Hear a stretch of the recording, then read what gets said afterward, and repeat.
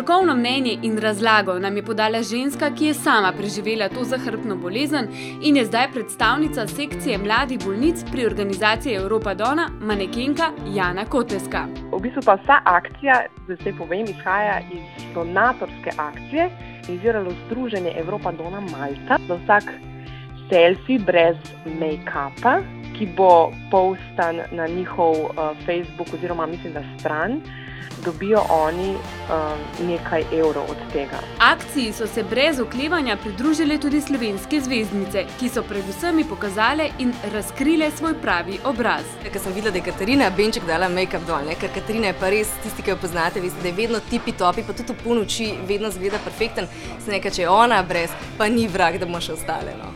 Vsem tistim, ki pa jo zaradi tega kritizirajo, pravi. Jaz vedno tako rečem, tudi vzem grdo rekla, ampak sej, kaj pa zvezdniki, ki hodijo na koncerte humanitarne, a to hodijo zaradi promocije, mislim, dajmo biti normalni, no. Svojo podporo je akciji izkazala tudi Maja Bulc Razpopovič, ki je na svojo fotografijo, kjer je popolnoma brez ličil, prejela veliko lajkov. Jaz sem dnevno nosim res zelo malo make-upa, včeraj ga sploh nisem, niti trepalnic nisem imela namazanih. Tako da sem isto sekundo to naredila. Vsak na svoj način donira in izkazuje podporo. Pa če je to selfie brez make-upa, je pa selfie brez make-upa.